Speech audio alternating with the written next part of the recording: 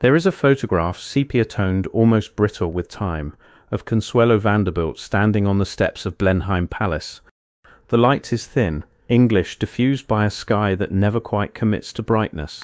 She is dressed in ivory satin, the fabric falling in a disciplined cascade, her posture impossibly straight. Her chin is up. It is always up. Around her the architecture is overwhelming. Columns, stone, the weight of inheritance pressing down like a verdict. She is barely 20, and already she looks composed in a way that suggests something has been surrendered. There is no visible movement in the image, no laughter, no looseness, just stillness. Behind the stillness there is silence, not peaceful silence, the kind that settles after something has already been decided. And in that photograph, though no one could have known it then, everything has already been arranged.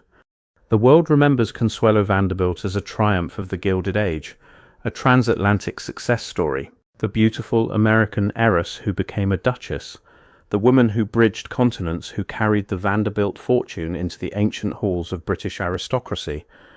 It is a story told with chandeliers and titles, with grand weddings and even grander expectations. It is a story of ascent. But this is not that story. This is the story of Consuelo Vanderbilt, and it is not the story most people think they know. Because while the world saw elegance, duty, and a seamless transition into nobility, something else was quietly happening off stage.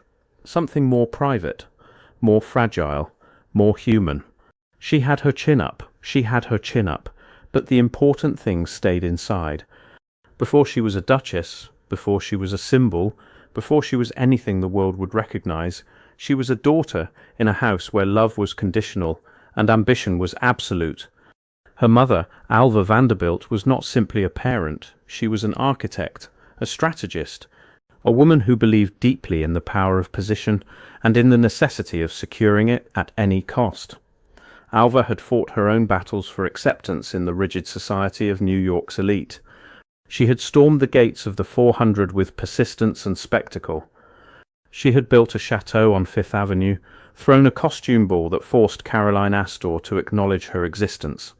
And having won that war, she had no intention of letting her daughter settle for anything less than supremacy. In that house, 665th Avenue, a limestone fortress designed to intimidate affection, was often transactional. Approval came with expectations, and expectations came with consequences. The nursery was not a place of softness. It was a training ground. Consuelo's day began early. There were lessons in deportment, in languages, in the subtle choreography of upper-class performance. She learned French and German with native-speaking tutors who corrected every mispronunciation, every grammatical error. She learned how to enter a room, how to hold a teacup, how to sit without appearing to settle, how to speak without saying too much, how to smile without revealing too much joy or too much pain. She learned that her body was not entirely her own. It was a project, something to be corrected, refined, perfected. There is a story, one she would later tell in careful, measured words, about a steel rod. A brace her mother insisted she wear to improve her posture, to keep her spine straight, to ensure that she would always hold herself correctly. The rod pressed against her back for hours. It was uncomfortable. It was humiliating, but it was effective. She learned to stand straight. She learned to keep her chin up.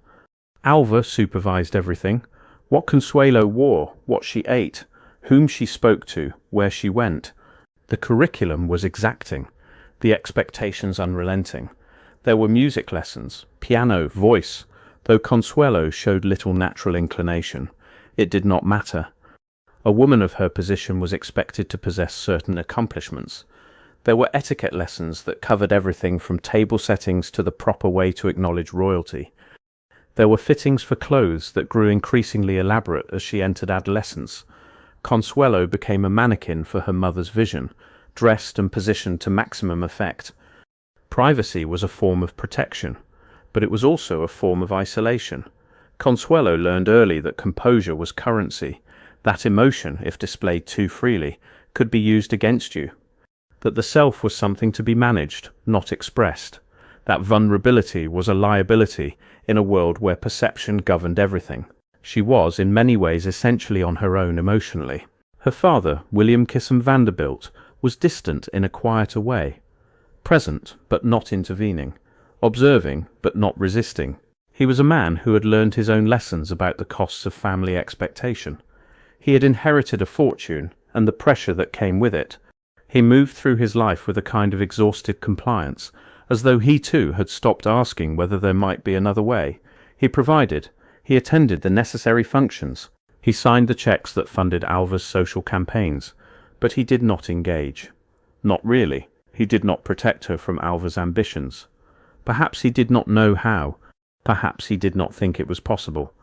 Perhaps he had learned long ago that resistance to Alva was futile, and so the emotional baseline was set.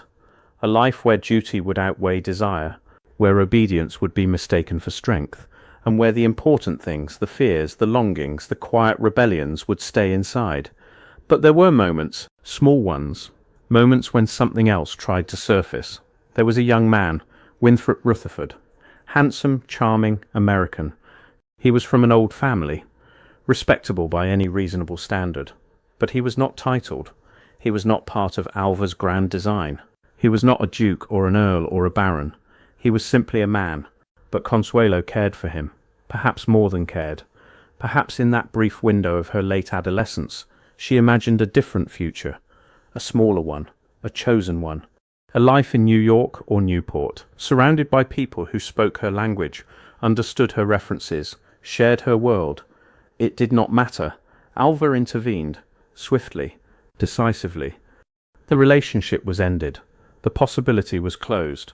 Rutherford was made to understand, through channels both subtle and direct, that he was not welcome, that his presence was an obstacle to something much larger than his feelings or Consuelo's.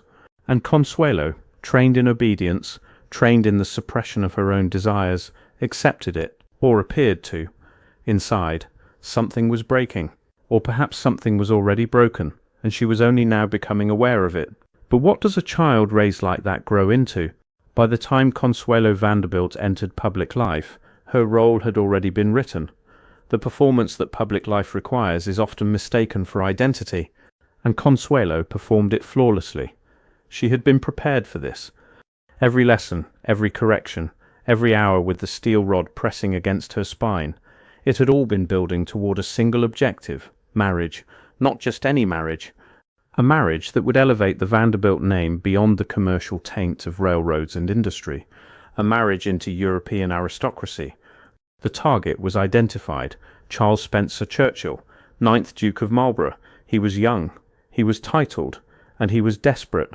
Blenheim Palace, the ancestral seat of the Churchills, was magnificent, and it was crumbling. The estates were mortgaged, the roof leaked, the Duke needed money. Urgently, Alva had money, an almost incomprehensible amount of it, and so the arrangement was made, not by Consuelo, not even really by the Duke, but by mothers and lawyers, by financial advisors and social strategists. The marriage was a merger, a contract negotiated between wealth and title, between American money and British lineage. The terms were explicit: a dowry of $2.50 million in railroad stock, with an annual income of $100,000, enough to restore Blenheim, enough to secure the Churchill legacy. The wedding was spectacular. It had to be. These things are always spectacular. It took place on November 6th, 1895, at St. Thomas Church in New York City. The guest list read like a directory of power. Astors, Whitneys, the cream of New York society alongside visiting British aristocracy. The flowers were extravagant, imported, and arranged with mathematical precision. The dress was custom-made by Worth of Paris, lavish, suffocating in its perfection. Yards of satin and lace, a train that required attendants to manage. But behind the spectacle there was resistance. It is said quietly, often in footnotes, that she wept before the ceremony, that she did not want it, that she begged her mother to reconsider, that she mentioned Winthrop Rutherford, asked if it might not be possible to delay, to reconsider, to allow her some choice in the matter of her own life. Alva's response was direct. She told Consuelo that if she did not go through with the wedding, she would shoot Winthrop Rutherford. It is impossible to know if this was a literal threat or a metaphorical one. Whether Alva would have actually procured a weapon and used it, or whether she was simply describing in vivid terms the social and professional destruction she would engineer, but it did not matter. Consuelo believed it. Or perhaps she simply understood that resistance was futile, that the machinery had already been set in motion, that contracts had been signed, announcements made, guests invited, that backing out now would not save her, it would only create a different kind of catastrophe. And still, she walked down the aisle. She had her chin up. The ceremony lasted less than an hour. The reception went on for much longer. There were toasts and congratulations, envy and admiration. Consuelo moved through it all like someone watching from a great distance. The marriage would last in its official form much longer, but it was never, in any meaningful sense, a union. At Blenheim Palace she became what the world needed her to be, a duchess of impeccable composure. She hosted elaborate dinners for politicians, for aristocrats, for anyone whose presence might advance the Duke's interests. She managed the restoration of the estate with Vanderbilt money, overseeing repairs to the roof, the grounds, the infrastructure that had been neglected for decades. She smiled for photographers. She fulfilled the obligations that came with her position. She moved through rooms as though she belonged to them. But belonging is not the same as being known. The palace itself was both magnificent and oppressive. 200 rooms, most of them cold, hallways that stretched into shadow, portraits of ancestors who stared down with judgment or indifference. John Churchill, the first Duke of Marlborough, victor of the Battle of Blenheim, his eyes following visitors through the great hall. It was a place designed to remind you of history, of lineage, of your smallness in the face of legacy. Consuelo walked those halls alone more often than not. The Duke was not cruel in any overt sense. He did not raise his voice. He did not threaten. He was simply absent, emotionally unavailable, focused on his own preoccupations, politics, mistresses, the restoration of his family's prestige. The marriage had given him what he needed, financial stability, the ability to repair Blenheim, to maintain his position, to move through society without the constant anxiety of insolvency. What Consuelo needed was irrelevant. There was no intimacy, no partnership, no warmth. They occupied the same grand spaces but lived separate lives. Meals were formal when they occurred together at all. Conversations were functional, transactional. There was no shared laughter, no private jokes, no accumulation of small intimacies that make a marriage something more than a legal arrangement. They had 2 sons, John, born in 1897, and Ivor, born in 1898. The production of heirs was a duty fulfilled, the continuation of the Churchill line secured. But even motherhood in that context was carefully managed, largely delegated to nannies and governesses who followed strict schedules and protocols. Consuelo loved her sons, that much was clear, but the expression of that love was constrained by the same forces that had constrained everything else in her life. She tried, in small ways, to be a person rather than a symbol. She engaged in charitable work, projects focused on housing, on education, on the welfare of the working poor. She took it seriously. It was one of the few areas where she could exercise agency, where her actions had tangible impact. She worked with organisations that built housing for low-income families in Woodstock, the town adjacent to Blendy. She visited workhouses, spoke with women whose lives were dictated by poverty and circumstance. She saw, perhaps, reflections of her own lack of choice, even if the circumstances were vastly different. She funded schools. She established programs for job training, for healthcare access, for the kinds of practical interventions that might actually improve lives. She sought purpose beyond presentation. She looked, quietly, for meaning in a life that had been decided for her. But the world had no interest in that version of her. The world preferred the Duchess, the icon, the beautiful American who had conquered British society. And so the performance continued. Photographers captured her at social events, at the palace, at garden parties. She was always impeccably dressed in the latest fashions from Paris, her gowns a testament to Vanderbilt wealth, always composed, always correct. Her posture perfect, her expression serene, her hands folded just so.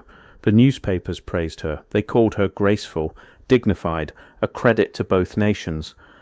They wrote about her beauty, her elegance, her seamless adaptation to aristocratic life. They saw what they wanted to see. But what happens when the performance becomes unsustainable? There is no single moment that defines a life like Consuelo Vanderbilt's. But there are moments that rearrange everything. For her, it was not a gunshot or a scandal. It was something quieter, more personal. A realization that had been building for years, accumulating like snow on a roof until the weight becomes unbearable. The marriage was not just unhappy, it was structurally impossible. There was no intimacy in it, no mutual understanding, no space for her interior life to exist, no possibility of it ever becoming something different. She had spent years trying to make it work, trying to be what was expected, trying to convince herself that duty could substitute for fulfillment, that purpose could be found in performance, that love was not actually necessary for a life to be complete. But there is a limit to how long a person can live that way. By the early 1900s, cracks were showing. The Duke had become increasingly involved with another woman, Gladys Deacon, a relationship that was barely concealed. Gladys was beautiful, clever, and unmarried. She became a frequent presence at Blenheim, a situation that was humiliating in its transparency. Consuelo, meanwhile, had begun to allow herself to imagine alternatives, not dramatically, not recklessly, but the possibility of something different began to take shape in her mind, and eventually there was acknowledgement. Letters were exchanged, conversations were had, not dramatic, not explosive, but final in their own way. The language was careful, legal, concerned with practicalities and protocols. But underneath the formality there was a mutual recognition that the arrangement had served its purpose and could not continue. The marriage ended. In 1906 they formally separated. It was handled quietly, as these things were among the aristocracy. There was no public spectacle, no scandalous revelations in the press. Just a quiet dissolution, an agreement that they would live separately, maintain appearances when necessary, but no longer pretend to a unity that had never existed. But the legal entanglements were complex. Divorce, particularly among Catholics and the titled, was not simple. The social stigma was considerable. The religious obstacles were substantial. It was not until 1921 that the marriage was formally annulled by the Roman Catholic Church. The process required testimony. It required evidence. It required Alva Vanderbilt Belmont. Alva had remarried after divorcing William Kissam Vanderbilt to admit in writing that she had coerced her daughter into the marriage, that Consuelo had not entered into it freely, that the consent required for a valid sacramental marriage had been absent. It was in its own way an echo, a delayed truth reverberating back through years of silence. Alva's admission was brief, factual, unrepentant. She acknowledged the coercion but offered no apology. She had done what she thought necessary. She had secured the match. That had been the point. Whether her daughter had been happy was secondary to whether she had been successful. For Consuelo, the annulment was both liberation and vindication. But it came decades late. Decades after the damage had been done, the patterns established, the self reshaped to fit expectations that were never her own. Freedom, when it comes late, is complicated. What does one do with it? After the dissolution of her marriage, Consuelo Vanderbilt did not disappear. She remarried, this time to Jacques Bolsarn, a French aviator, industrialist, and decorated war hero.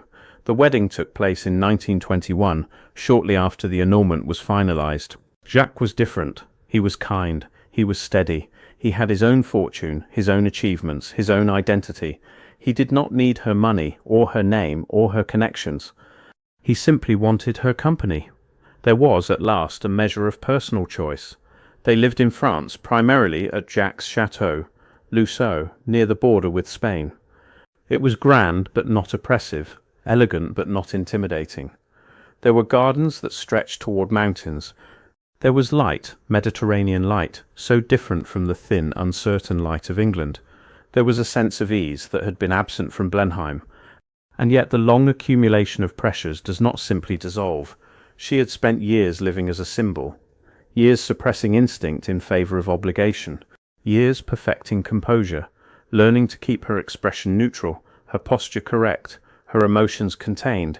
Those habits calcify. Even in a more peaceful marriage, even in a life that allowed for greater autonomy, there remained a certain distance, a peripatetic quality to her existence, as though she were always slightly outside of her own life, observing it rather than inhabiting it, as though some essential part of her had learned long ago to retreat to a place where she could not be reached, could not be hurt, could not be coerced. She had learned long ago to keep the important things inside, and unlearning that is not simple, she wrote, she reflected. Her memoir, The Glitter and the Gold, was published in 1952 when she was 75 years old. It offered glimpses into her inner world. She wrote about her childhood under Alva's control, about the pressures and expectations, about the marriage and its failures. She wrote with a measured honesty, a willingness to name what had been done to her. But even there the restraint is evident, the careful phrasing, the avoidance of overt bitterness. She described rather than condemned. She reported rather than raged. Stoicism had become second nature. In her later years, she lived between places. France, England, the United States, never entirely rooted in any one of them. The grandeur of her early life had given way to something quieter, more subdued. She maintained friendships, particularly with women who had navigated similar worlds. She corresponded with her sons, watched them raise their own families, continued the Churchill line she had been imported to secure. She continued her charitable work when she could, though age and distance limited her direct involvement. But there was a sense of removal, of having lived through something that could not quite be explained to those who had not experienced it, of carrying knowledge that was incommunicable, not tragic, not dramatic, just diminished, and always the composure remained. She had her chin up, but what did it cost her to keep it there? When Consuelo Vanderbilt died in 1964, at the age of 87, the accounting of her life was in many ways straightforward. She left behind children, most notably John Spencer Churchill, who became the 10th Duke of Marlborough, and Ivor, who lived a quieter life.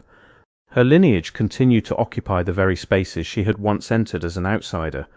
The Vanderbilt money she had brought to Blenheim had served its purpose, securing the palace for future generations.